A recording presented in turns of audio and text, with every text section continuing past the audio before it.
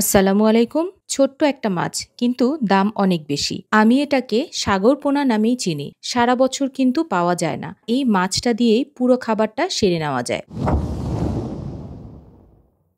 শুরুতেই মাছটা একটু দেখিয়ে দিচ্ছি। যেহেতু অনেক দামি মাছ, তাই দুর্নীতি অনেক বেশি। ভেতরে আরও অন্যান্য মাছ মিশিয়ে দিয়েছে। কেনা হয়েছিল ১৮০০ টাকা কেজি দরে। এখানে ৩০০ গ্রাম রয়েছে। রান্নার শুরুতেই একটা কড়াইয়ের মধ্যে মাছগুলো ঢেলে নিয়ে এর মধ্যে অ্যাড করব ১ কাপ পেঁয়াজ কুচি, ২টা কাঁচামরিচ মাঝখান থেকে ফালি করে দিয়ে সাথে আরও কিছুটা মরিচের গুঁড়া অ্যাড করব। হাফ চা চামচের মতো হলুদের গুঁড়া এবং হাফ চা চামচের মতো ধনিয়ার গুঁড়া দিয়ে দিচ্ছি। চাইলে আপনারা রান্নাটা সয়াবিন তেল দিয়ে করতে পারবেন, তবে আমি আজকের রান্নায় সরিষার তেল ব্যবহার করব। স্বাদ কিন্তু অনেক ভালো হবে।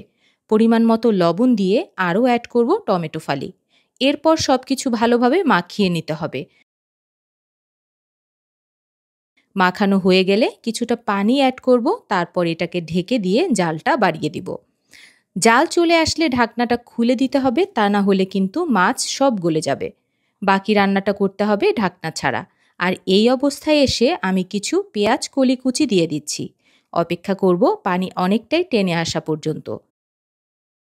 পানি যখন আরও বেশ খানিকটা টেনে আসবে, ওই অবস্থায় কিছু আস্ত কাঁচামরিচ দিব।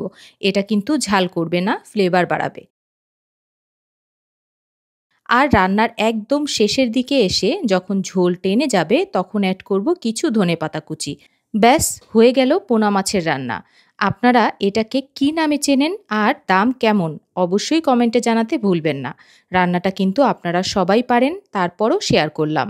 দেখা হচ্ছে পরবর্তী ভিডিওতে। ভালো থাকবেন, ধন্যবাদ।